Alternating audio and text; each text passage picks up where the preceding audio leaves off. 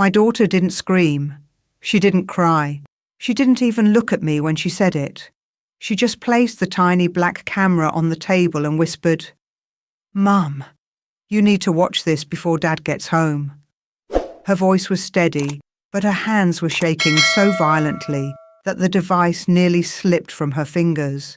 And right then, before I'd even touched it, I felt something inside me collapse, like the floor of my life had given way without warning.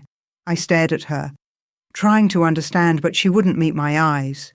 She pulled the sleeves of her hoodie over her hands, twisting the fabric nervously as she stepped back. It wasn't fear I saw in her. It was something much heavier. Something like guilt or grief, the kind a child should never have to carry.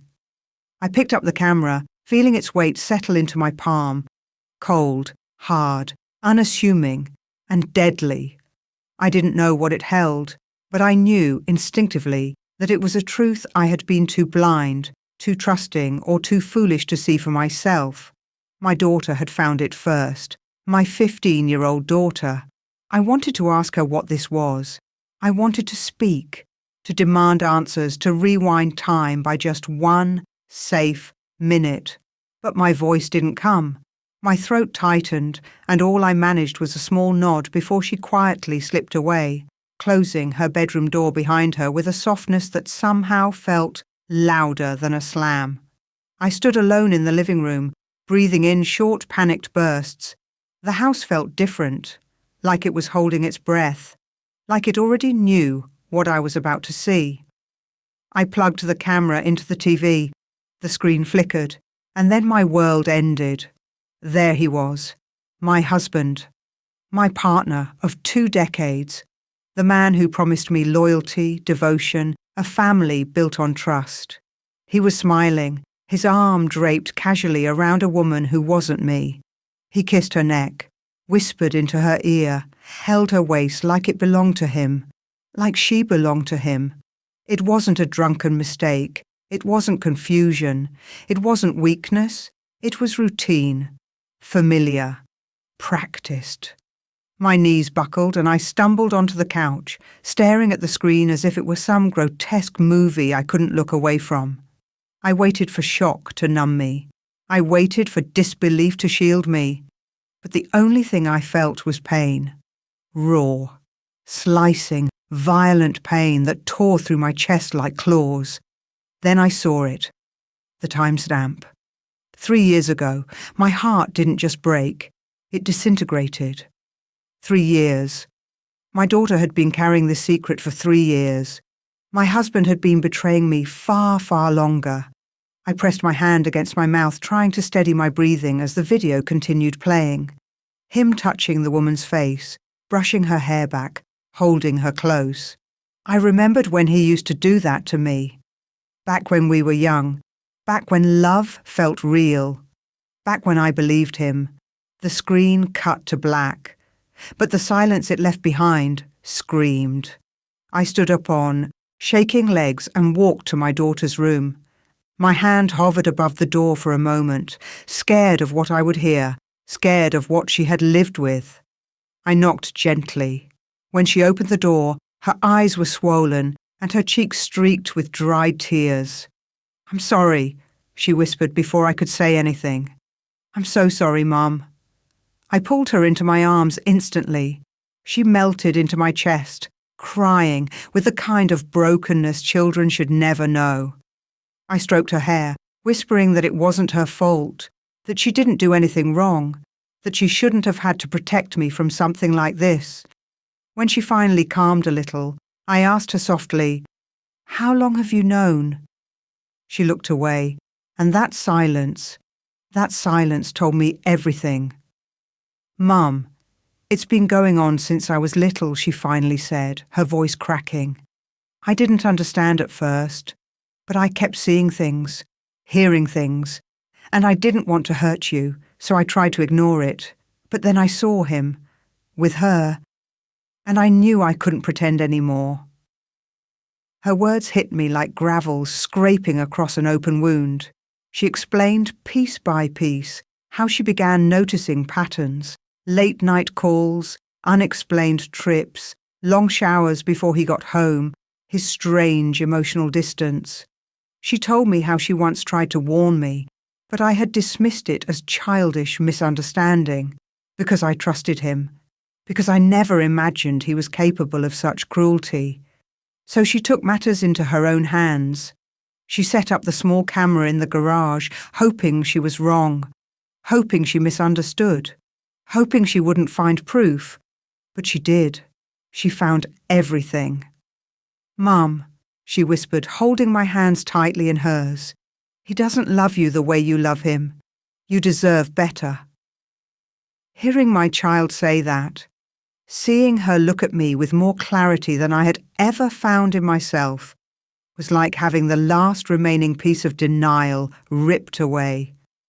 I wiped her tears, kissed her forehead, and told her she didn't have to carry this anymore, that I would take it from here. She nodded weakly and curled up under her blankets, exhausted, both of us knowing her world and mine would never be the same again.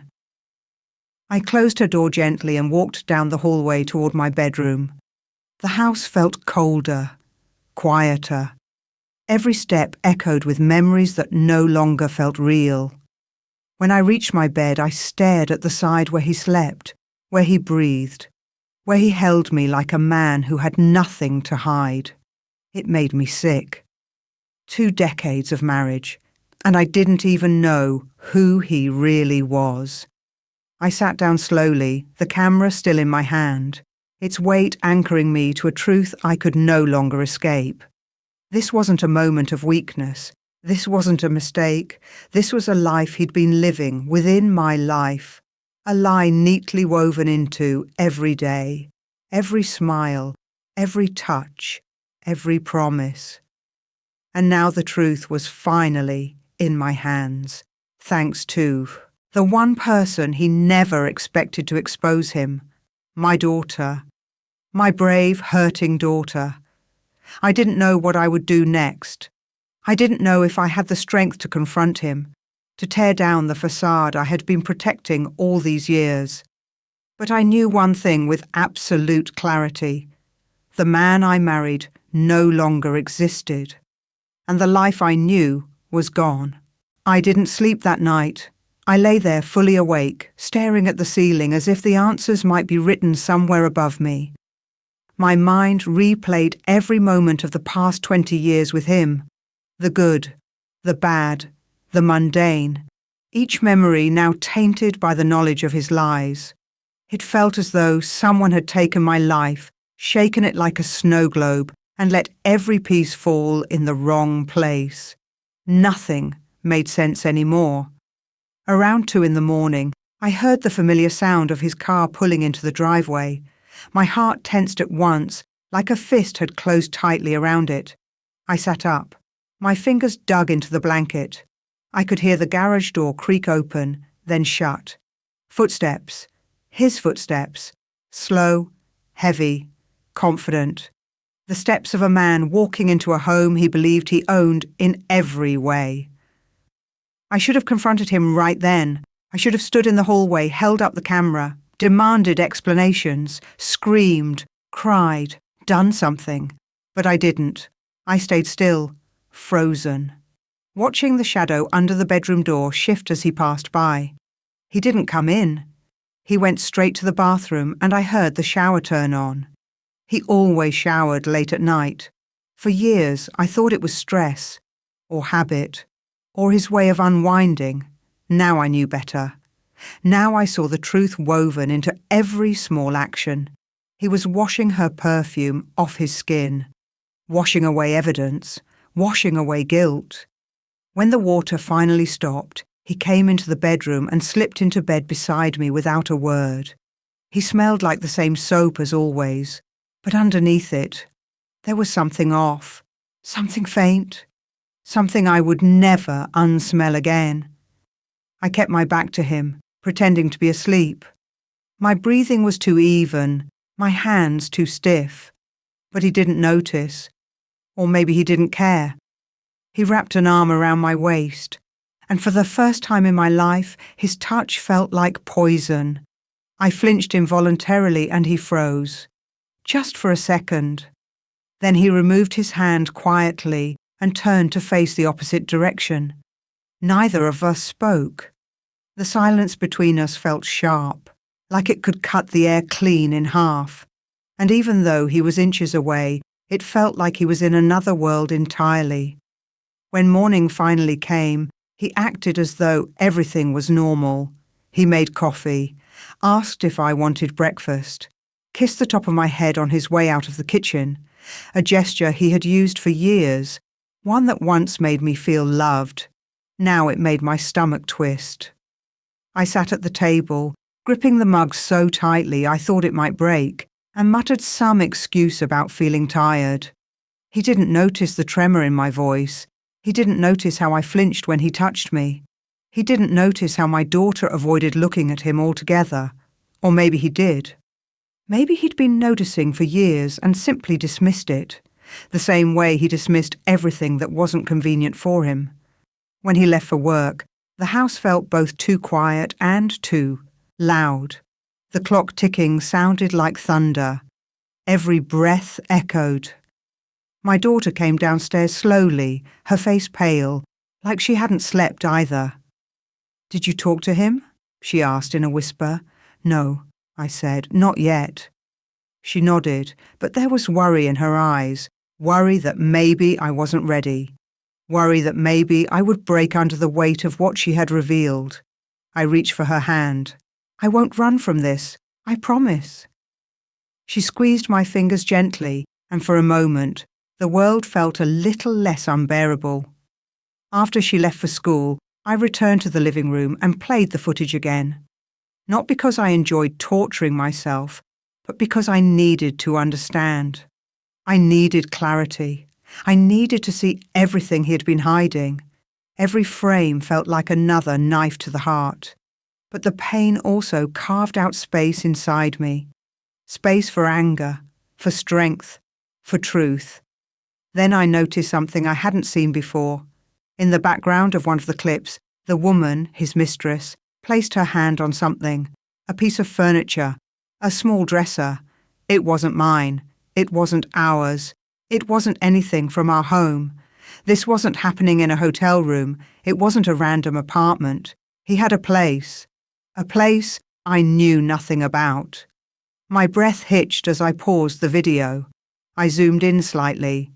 There were pictures on the wall, blurry but clear enough to recognize shapes.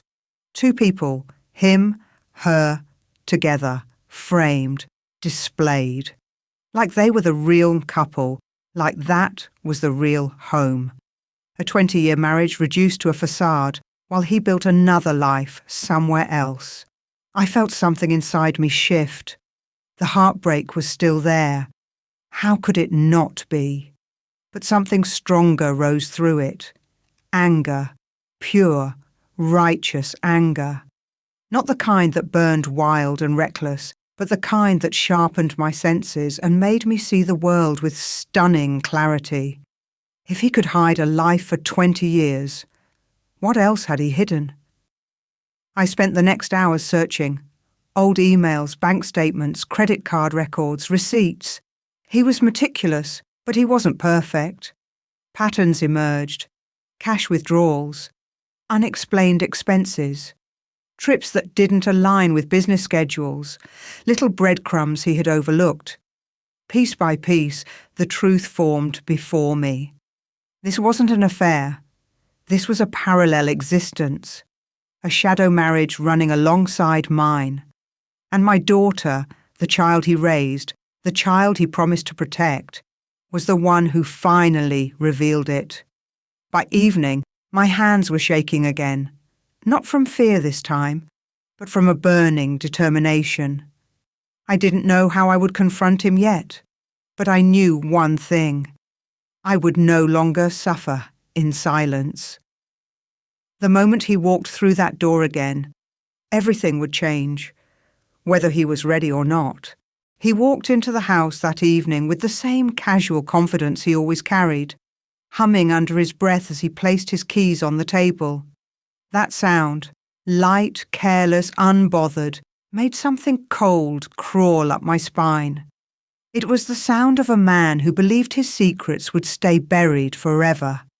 My heart pounded so hard I could feel it in my throat. I didn't greet him, didn't move. I sat at the dining table, hands folded in front of me, staring at him like he was a stranger who had broken into my home. He didn't notice at first. He opened the fridge, grabbed a bottle of water, took a long drink, and let out a satisfied sigh. Then he finally turned and saw me. Something flickered in his eyes, just for a moment. Surprise, maybe confusion, maybe even guilt. But it disappeared too quickly, smoothed over by that practiced, disarming smile he had used for years. "Dinner not ready yet?" he asked casually. "Or did you want to eat out tonight?" The words slid out of his mouth so easily, so naturally, like he wasn't living a double life, like he wasn't lying to my face every time he spoke. I stared at him long enough that his smile faltered. "What's wrong?" he asked. Everything. Everything was wrong. But the words tangled in my throat. I wasn't ready to confront him. Not yet. Not without understanding the full extent of what he'd done. Not without knowing how deep the lies went. So I stood slowly, steadying my breath. "I'm going to my sister's tomorrow," I said quietly. "For a few days?" His eyebrows rose. "Why? Everything okay?" "No." But I nodded anyway. "Just need a break? Time to clear my head?" He walked closer, concern slipping into his expression with perfect timing. Too perfect. "Work stress again? You know I'm here for you. Why didn't you say anything?" The hypocrisy in his voice almost made me choke. I looked directly into his eyes, and for the first time in years, I saw him. Not the version I loved, not the version I built a life with, but the version behind the mask. Manipulative, calculated, dangerous in his own quiet way. "I just need time," I repeated. He hesitated, then shrugged lightly. "If that's what you want, I'll handle things here." Handle things here? Handle what? Maintain which life? The real one? Or the one he pretended to share with me? I walked past him without another word. He didn't chase after me. He didn't ask more questions. He just let me go. Another warning sign I didn't miss. A man afraid of losing me would have tried harder. A man afraid of being exposed? He'd step aside and watch. Upstairs I found my daughter sitting on her bed pretending to do homework. Her hands shook slightly as she wrote. I closed the door softly and sat beside her. She didn't look up. "Is he here?" she whispered. "Yes." She stiffened. "Are you going to tell him?" "No, not yet." Her shoulders relaxed, but only a little. She put her pencil down and finally met my eyes. "Mom, I'm scared of what he'll do when he finds out." The fear in her voice crushed me.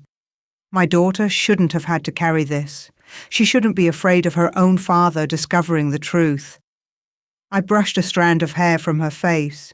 "You're safe," I said firmly. "I promise you that." But I didn't know if it was true, and the uncertainty hollowed me out from the inside. We talked for a long time, longer than we had talked in months, maybe years.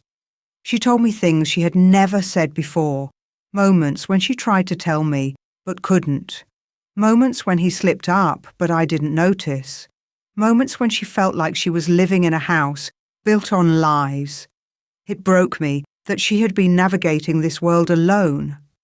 After she went to sleep, I left the room and walked to the hallway. I could hear him downstairs, talking on the phone in a low voice. For a moment, I thought he was talking to her, the other woman. My chest tightened. I leaned closer, careful not to make a sound. His tone was gentle, far more gentle than it had been with me for years. He laughed softly.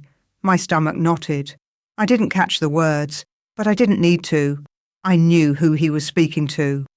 I turned away and walked back to my room before I could break. That night, long after the house fell silent again, I opened his drawer. I had never snooped before. I trusted him. God, how foolish I had been. I found receipts I'd never seen, wallets with extra cards, cash envelopes, notes written in a handwriting that wasn't mine, a set of keys I didn't recognize. My blood ran cold. He had never been sloppy, but he had grown careless, comfortable in the idea that I would never look, comfortable believing his daughter's suspicions would never lead anywhere. He underestimated both of us. I picked up the unfamiliar key. It was small, silver, with a tag scratched off. Something told me it belonged to that apartment, the place he kept his other life. I held it tightly, feeling the cool metal bite into my palm. This was no longer just about betrayal. This was about uncovering the entire truth, and I wouldn't stop until I knew exactly what he'd been hiding. The next day, I didn't go to my sister's. Instead, after dropping my daughter at school, I drove to the address I pieced together from a combination of receipts, bank statements, and the clues buried in his hidden things. My hands trembled on the steering wheel as I parked near a beige apartment building, simple, quiet, unassuming. The kind of place no one would question. The kind of place a man with a secret would choose. I stepped out of the car. My heart hammered so loudly I could hear it echoing in my ears. My legs felt weak, my breath unsteady, but I walked toward the building anyway. I needed to see it. I needed to know. I reached the third floor, apartment 3B. The numbers on the door were faded, worn, like they had been touched too many times. I pulled the silver key from my pocket, my pulse racing. My fingers shook as I slid it into the lock. I turned it slowly. The door clicked and swung open into a life I was never meant to see. When I finally walked out of Lily's room that night, my chest felt tight, like someone had tied a wire around my ribs and was slowly pulling. I closed her door softly, but even that small click sounded too loud in the silence of my house. A house that used to be warm, full of laughter, but now felt like a museum built to display all the things I didn't want to see. Daniel was sitting on the couch downstairs, staring at the television, though the screen was black. That was something he always did when he was deep in thought, pretending to watch something to avoid looking at me. For years I mistook that for exhaustion, or distraction, or even his introverted nature. But now, I knew it was guilt. He didn't turn when I walked down, but I saw his shoulders tense, just barely. He knew I was there, and I knew he was waiting for a conversation he didn't want to have. I stopped a few feet away and studied him quietly. This man, the same man who once held my trembling hands during childbirth, who whispered, "You're not alone, I'm here," at 3 a.m. when Lily had her first fever. The same man who looked at me like the world disappeared when I walked down the aisle in that simple white dress. 20 years.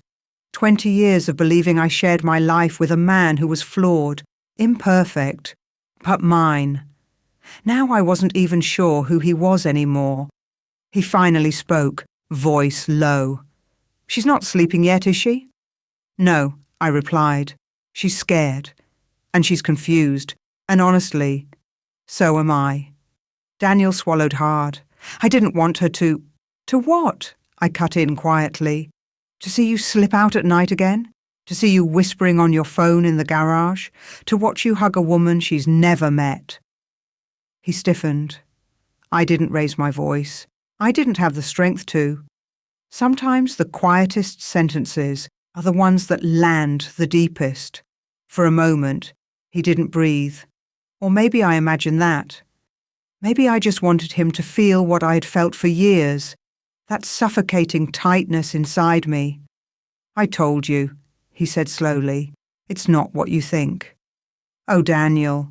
I sat down, not next to him, but on the single chair across from him, as if we were two strangers negotiating a divorce. "At this point, I don't think you even know what I think. I don't even know what I think. He finally turned toward me, and when our eyes met, something inside me cracked. Because there it was. The same face I trusted, the same eyes I once believed could never lie to me, and yet they had. For 20 years. He opened his mouth again, maybe to defend himself, maybe to lie, maybe to beg. I didn't care which, because at that moment, something else hit me, hard and sudden. Lily. This wasn't just about me anymore. This wasn't just about him. A child was trapped in the middle of a secret she didn't ask to carry. I leaned forward, elbows on my knees. Daniel, I'm going to ask you one thing. Just one. His jaw tightened. When did it start? He closed his eyes. There it was. The answer in the silence. My nails dug into my palms. How long has she been in your life? Months? Years? Tell me. Still nothing. Daniel. My voice shook. Look at me and say it. His eyes finally opened. But instead of guilt, I saw resignation. A surrender I wasn't prepared for. It wasn't supposed to go on this long, he whispered. My breath froze. How long? He hesitated, just for a heartbeat, but that was enough to tell me the answer would destroy something inside me. 20 years, he said. My vision blurred. The room spun. A cold, sharp pain shot through my chest. The kind pain you can't scream out because it steals your breath before you even try. 20 years. Lily was 15. 20 years, I repeated slowly, the words tasting metallic and unfamiliar on my tongue. You were with her? While you were with me? His voice broke. It started before we married. I tried to end it. I thought I did. But she never fully left. And I was weak. I'm still weak. I pressed my hand to my mouth, choking on air. Before we were married, before the vows, before the promises, before the house, before the life we built. All of it, had been built on a lie, a 20-year lie. I didn't cry, I didn't scream, I didn't even blink. It was like my body had gone numb to protect me from the force of the truth. I stood up slowly, and Daniel scrambled to his feet. I'm sorry, he said, stepping forward. I never wanted to hurt you. I just didn't know how to get out. Don't, I whispered. Please do not speak. Because if he said one more word, I knew I would break. And I couldn't break. Not yet. I moved toward the stairs, but halfway up, I felt something warm against my foot. A small trembling shadow sat on the last step. Lily. Her eyes were swollen from crying, her hair messy from tossing on her bed. But what hurt most was the expression on her face. Fear, sadness, and worst of all, guilt. As if she had done something wrong by uncovering his secret. Mama, she whispered. I knelt down and cupped her face with both hands. This is not your fault, I breathed. Do you hear me? None of this is your fault. She broke then, her body collapsing into mine, sobs shaking her tiny frame. I held her as tightly as I could, as if I could shield her from the shattering world behind us. And maybe I could.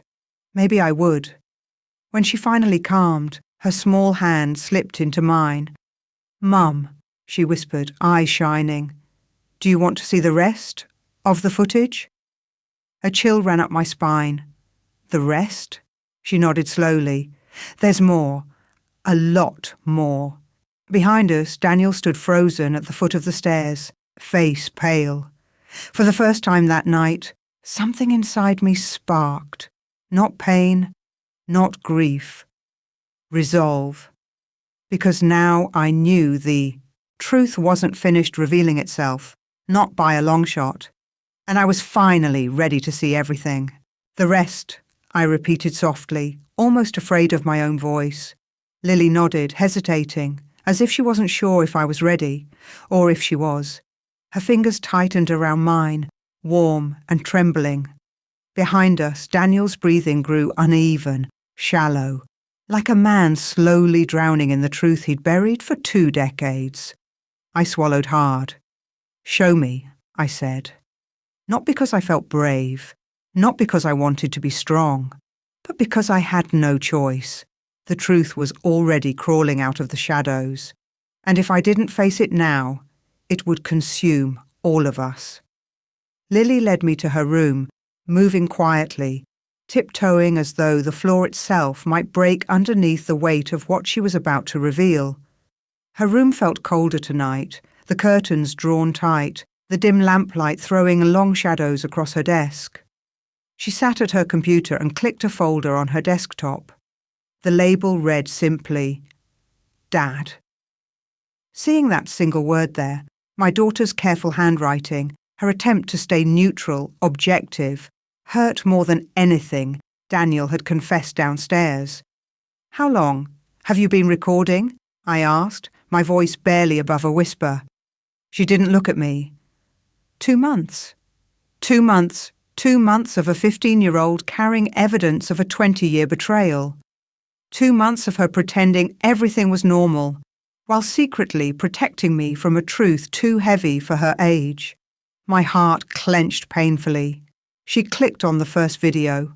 The screen lit up with footage from our garage, the small camera she had hidden behind the stack of old shoeboxes.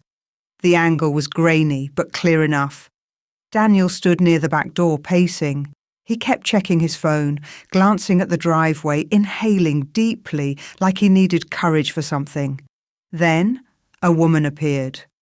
A woman with long hair tied in a loose bun, wearing a beige coat I didn't recognize.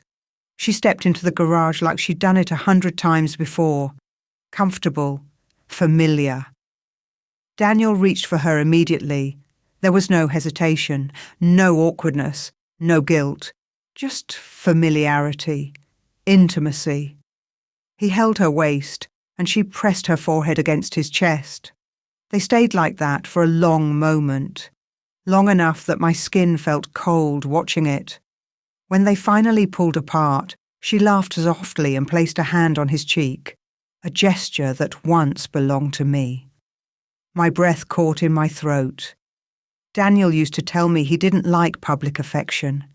He used to turn his head away when I tried to touch his face. But here, in the dim, dusty garage, he leaned into her touch like a starving man. My chest tightened painfully. Lily quickly hit pause when she heard my breath shake. She turned to me, her eyes wide with worry. "Mom, you don't have to watch." "I do." My voice was hoarse but steady. "Play it." She pressed play again. The woman's lips moved as she spoke to him, though the camera caught no sound. But I didn't need sound to understand the way her fingers curled behind his neck, or the way he closed his eyes like her presence brought him peace. Then they kissed. Not quick, not hesitant, but slow, deliberate, practiced. A kiss that only exists when two people have done it 1,000 times. Daniel exhaled into it, his shoulders relaxing, his hands moving up her back as if guided by muscle memory. My mouth went dry. I felt something inside me wither, something I had carried for 2 decades without even knowing its true weight. I gripped the edge of Lily's desk until my knuckles turned white. When the video ended, Lily closed the window quickly, as if she didn't want me to feel the burn of that image longer than necessary. "There's more," she whispered. I nodded slowly. She clicked another video. This one was from the hallway, a small camera placed high on the bookshelf. Daniel walked through the front door late at night. He shut it quietly, too quietly, like someone who'd practiced coming home without being noticed. He leaned against the door, exhaling deeply. Then he took out his phone. I watched his face soften in a way he hadn't looked at me in years. He typed quickly, smiling to himself. Then a message popped onto the screen. "I miss you already. Same time tomorrow?" From a contact named S. I felt myself freeze. "Her name starts with S?" I asked. Lily nodded. "Well, that's what he saved her as." S, just one letter. A secret hidden in plain sight. How many times had I seen that name flash on his phone? Thousands, maybe. For 20 years, I had trusted that the small constant texts he received were from colleagues, friends, logistics for work. I thought I was a smart woman. I thought I could read people. I thought I knew the man lying next to me. Turns out, I didn't know anything at all. The next clip opened automatically. Lily must have cued them. This one was darker, taken from the outside facing the backyard. The camera captured Daniel slipping out past midnight, heading toward the far edge of the yard. A car waited for him. The same beige coat woman stepped out, her silhouette glowing under the pale streetlight. She held a thermos, handed it to him, and he laughed. A sound I hadn't heard from him in years. A real laugh. A warm one. He hugged her then. Longer this time. Tighter. And for the first time, I saw something I had never allowed myself to admit. Daniel looked happy. Not the quiet contentment he showed at home. Not the tired, polite smile he gave Lily and me. This was different. This was joy. Real, unfiltered, undeserved joy. Tears finally slipped down my cheeks, silent, traitorous. I didn't sob. I didn't make a sound. My tears just fell, hot and endless, dripping onto my hands. Lily turned quickly, cupping my face with her small palms. "Mum, please stop watching. I didn't record these to hurt you. I just didn't want him to lie to you anymore." Her voice cracked on the last word. Lie. Such a small word for something that had destroyed 2 decades of my life. I pulled Lily into my arms, hugging her tightly, burying my face into her hair. "You shouldn't have had to do this," I whispered, my voice trembling. "You shouldn't be the one protecting me." Her arms wrapped around my waist. "But you always protected me," she said softly. "It's my turn." Behind us, the floor creaked. Daniel was standing in the doorway, his face drained of colour, his hands shaking, his eyes darting between Lily and me, and the screen still glowing behind us. "Stop," he choked out. "Please, stop watching." I stood up slowly, turning to face him fully for the first time since the footage began. "No," I whispered. "Not anymore. Not after 20 years. He stepped forward, panic rising in his voice. "You don't understand." "I understand perfectly," I said coldly. "I understand that you built an entire life outside this house. I understand that you loved someone else while pretending to love me. And I understand one more thing." I took a deep breath, letting every ounce of pain sharpen into clarity. "You don't want me to watch more because the truth isn't done yet. And you know it." Daniel's face crumpled, fear finally seeping through. Because he realized it too. Lily had more, much more. And the worst part? Neither of us had seen the most damning piece yet. The footage from the night that changed everything. The night my 15-year-old daughter learned the full horrifying truth. And the night my marriage truly died. The moment I saw Daniel's face collapse like that, pale, panicked, almost hollow, I knew one thing with terrifying certainty. He wasn't afraid of losing me. He wasn't afraid of breaking our family. He wasn't afraid of what I had already seen. He was afraid of what I hadn't seen yet.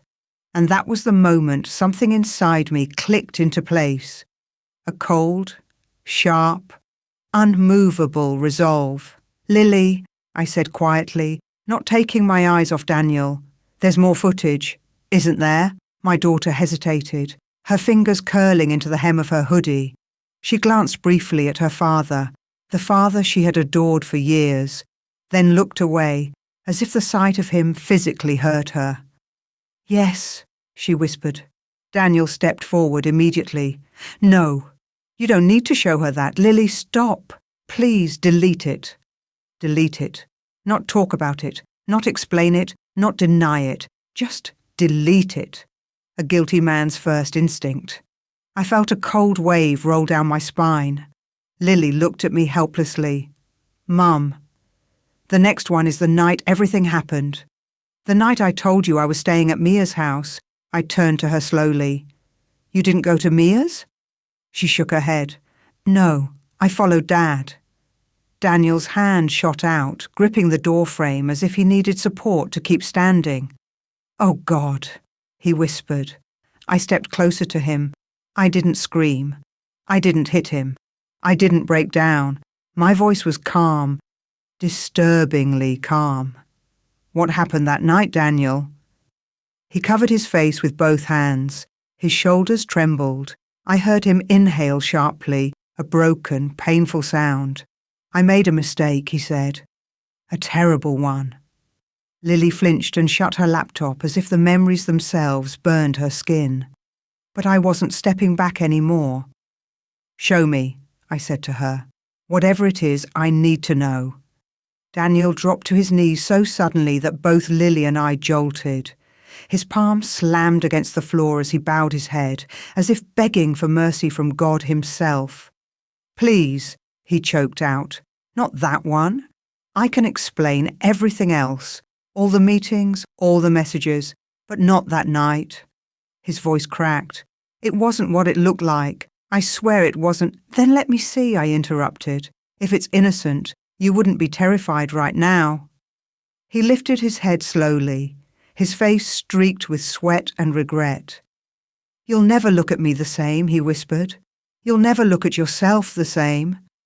Something in that sentence burned through my chest. Myself? Why would I see myself differently? My heart hammered violently as Lily reopened the laptop. She clicked on another folder, this one unnamed, the kind that hides secrets simply by having no label at all. She opened a video, nighttime footage, shaky, handheld. The sound of Lily's breathing, rapid and uneven, filled the speakers. Mum, Lily said softly, this was the night I realised Dad wasn't just cheating. He was doing something worse. My knees went weak. Worse than cheating, I whispered. Lily pressed play. The screen showed Daniel's car driving slowly down a quiet road at night. Lily was following on her bike, the camera attached to her handlebars. The timestamp in the corner flickered, just after midnight. For a long time, nothing happened. Then Daniel's car pulled into a parking lot behind an old, half-abandoned motel, the kind people rent by the hour, not the night. My blood ran cold. The woman, S, stepped out of another car. She wore the same beige coat, but her hair was down this time, cascading over her shoulders. Daniel rushed toward her and grabbed her wrist, pulling her into the shadows. But that wasn't what froze me. It was the voice, a second voice, a young one. Dad? Dad, slow down. I felt my soul leave my body. It wasn't a woman he was dragging into the shadows. It was a girl, a teenage girl. My stomach twisted violently. No. My voice cracked. No. Who is she? Lily, who is that? Daniel slammed his fist against the wall. Stop the video, please. But Lily didn't stop. On screen, the girl stumbled as Daniel pulled her behind the building. She looked barely 16, maybe 17. My vision blurred. The girl's face turned toward the camera for a split second, frightened, confused, too young to understand what was happening. She wasn't S. She wasn't a mistress. She was someone's daughter, and she was crying. I slapped a hand over my mouth, a muffled scream ripping out of me. The room spun violently. No, no, no. Daniel, what did you do? What did you do? He crawled toward me on his knees, sobbing like a child. I didn't touch her. I didn't hurt her. Please listen. I didn't. It wasn't like that. Lily's voice shook as she whispered, He was paying her, Mom. I froze. Paying her? The world went silent. Lily continued, tears streaming down her face. I followed him to the back of the motel. I recorded the whole thing. He gave her money. He told her to keep quiet. He said if she told anyone, her whole family would suffer. My legs buckled. I collapsed onto the floor. My husband. My husband of 20 years was paying teenage girls for silence. Daniel's voice shattered the air. She told me she was 22. I swear on everything, she lied to me. I stopped everything the moment I realized. His words spilled out in desperate fragments, wild and frantic. I didn't touch her. I didn't kiss her. I didn't lay a hand on her. She asked for money. She said she needed help. I panicked. I thought someone was setting me up. He looked at me with hollow eyes. I never cheated with her. I cheated with the other woman, yes, but not her. This was different. This was a mistake, a dangerous mistake. You have to believe me. But the truth didn't care about his excuses. The truth was simple. My husband had met a teenager behind a motel at midnight. He had handed her money. He had begged her to stay quiet. There was no version of that wasn't horrifying. No version that didn't stain everything he was, everything he claimed to be. I touched Lily's hand. The only steady thing in the room. Show me the rest, I whispered. Daniel screamed, no. But Lily clicked play anyway. On screen, Daniel shoved the money into the girl's hands. She looked terrified. Then she said a sentence that froze the blood in my veins. Please, sir, I don't want trouble. I just want to go home. Sir, not Daniel, sir. A line spoken to a stranger. A line spoken by a child. A line that destroyed the last remaining piece of the man I thought I knew. The screen faded to black. The room was silent except for Daniel's sobs and Lily's shaky breathing. I wiped my tears slowly, and then I stood up, because part 6 wasn't the end. It was only the beginning of what I was about to uncover, and what I was about to do. Daniel didn't wait until morning. After dinner, the house fell into an uneasy quiet, the kind where every sound felt heavier than usual. Ben was in his room stacking toy cars, humming to himself, completely unaware that tonight would be a turning point in his life. I stayed in the kitchen, wiping the same plate over and over, listening, waiting. A part of me didn't believe Daniel would follow through. For years, he had avoided hard conversations, choosing silence over discomfort, affection over boundaries, softness over accountability. But tonight, there was something different about the air around him, a seriousness, a weight. I heard his footsteps approaching Ben's room, slow but firm. Then the soft creak of the door opening. I didn't move, didn't breathe. I just listened. Ben.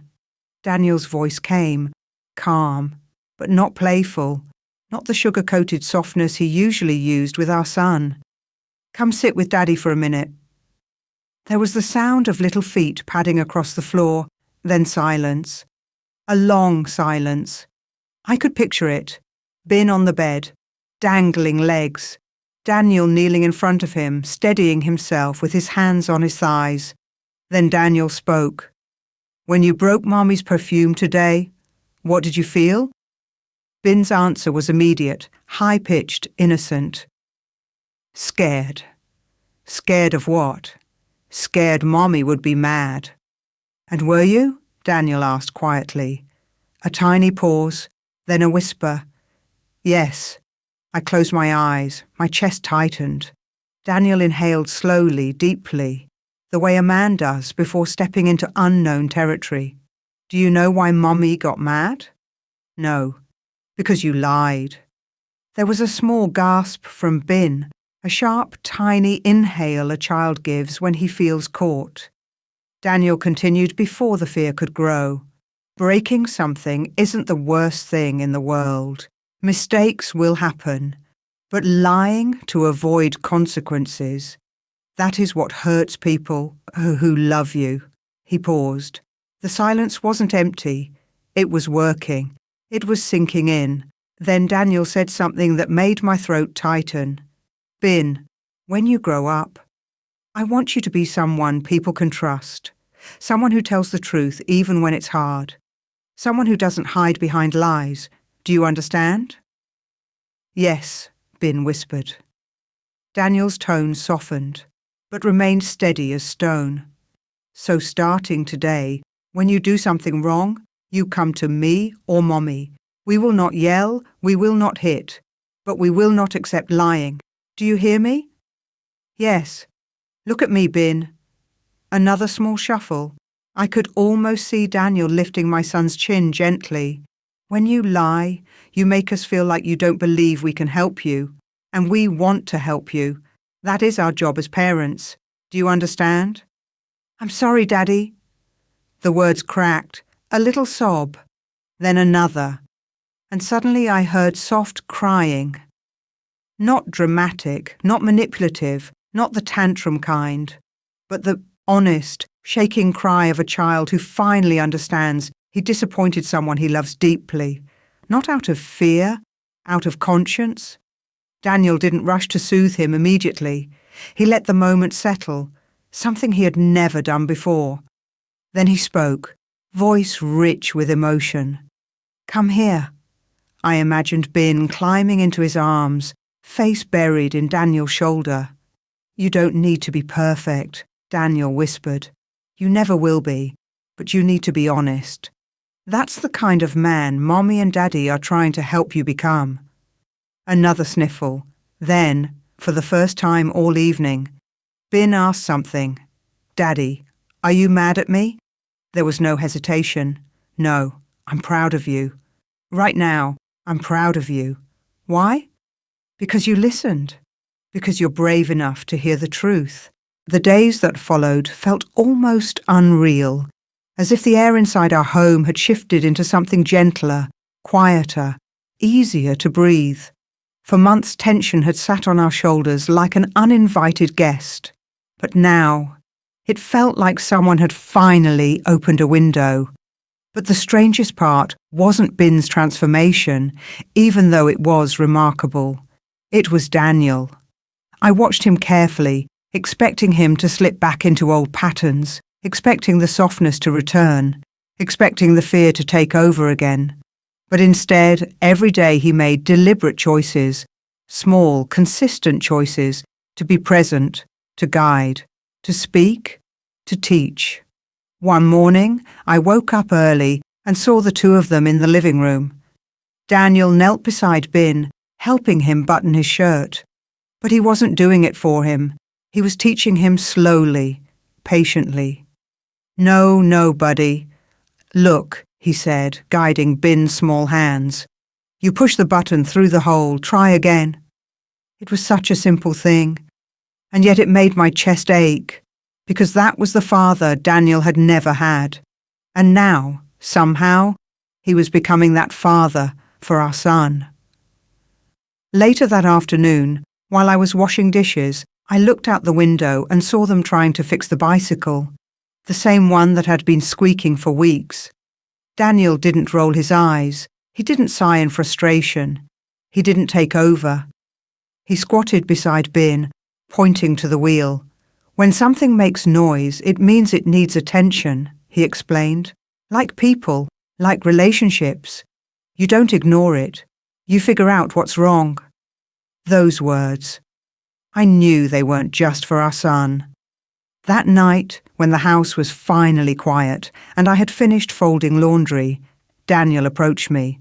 Not with guilt, not with defensiveness, not with avoidance, but with a strange, heavy stillness. He sat down beside me on the couch, but not too close. He clasped his hands together, staring at them for a long time, before he finally said, "There's something I never told you." I turned toward him slowly. His face was lit only by the warm lamp beside us, shadows carving along his cheekbones, his eyes soft but troubled. For the first time in a long time, he looked like a man standing on the edge of a confession he wasn't sure he could survive. My father, he began, swallowing hard, never spoke to me unless he was furious. My breath caught, but I didn't interrupt. He never taught me anything, not a single thing. He didn't show me how to fix things, or how to talk things out, or how to treat people. The only time he paid attention to me was when I messed up. He exhaled shakily. I grew up thinking silence was safety. If he wasn't yelling, he wasn't hurting me. So, when I became a father, I thought the opposite of him was the right thing. Be soft, be gentle, never raise my voice, never correct, never discipline. His voice cracked. I thought softness equaled love. I felt. My eyes sting, but still I said nothing. He needed to speak. He needed to let this out. But that night, he continued, what you said hit me harder than anything I've heard in years. You were right. I wasn't teaching our son. I was protecting him from something that wasn't there. I was parenting out of fear, not love. He shook his head slowly. And the worst part? I didn't even realize I was repeating my father's mistakes, just in a different form. He hurt me by doing too much. I was hurting our son by doing too little. The room fell into silence, warm and fragile, as if the air itself was listening. Then he looked straight at me. Really looked. I don't want to lose our son, he whispered, but I also don't want to lose you. Something in me cracked open, something old, something tired. I slid a little closer, not to forgive, not to forget, but to acknowledge the courage it took for him to say the things he had buried for decades. Daniel, I murmured, placing my hand gently over his. You are not your father. And the fact that you're willing to learn, to change, to face this, it already makes you the man he could never be. His shoulders loosened the way a tightly wound spring finally releases. Then he said the words that would stay with me for the rest of my life. From now on, we parent together. We teach together. We stand together. No more avoiding, no more running, no more pretending everything is fine. A breath escaped my lips, one I didn't even know I'd been holding. We made a quiet pact that night. Not with raised voices, not with dramatic vows, but with a single shared look that said, we will do better. We will break the cycle. We will protect our family, not with fear, but with truth. 6 months later, on a bright Saturday morning, I watched Bin zip up his backpack all by himself. I'm ready, he shouted proudly. I smiled. Did you pack everything? Yes. And I put away my toys. Daddy said real men clean up their own mess. I couldn't help but laugh, not at the sentence, but at the man who taught him to say it. At the doorway, Daniel leaned against the frame, watching us with eyes filled with a calm confidence I had never seen in him before. Let's go, champ, he said as he ruffled Bin's hair. Bin grabbed both our hands, one in each small palm, and looked up with the brightest grin. And in that moment, I understood something with breathtaking clarity. Families don't heal because the past disappears. They heal because someone chooses to stop repeating it. That night months ago, when Daniel finally chose truth over fear, that was the night our family began again. And for the first time in a long time, I felt like we had become exactly what we were meant to be. A family that rises, a family that learns, a family that loves in the right way. And that was the ending I never knew we needed. Love doesn't fix the past, but courage transforms the future. Thank you so much for watching until the end. If this story touched your heart, please like, comment and subscribe for more emotional real-life stories. Your support means the world to us. See you in the next video.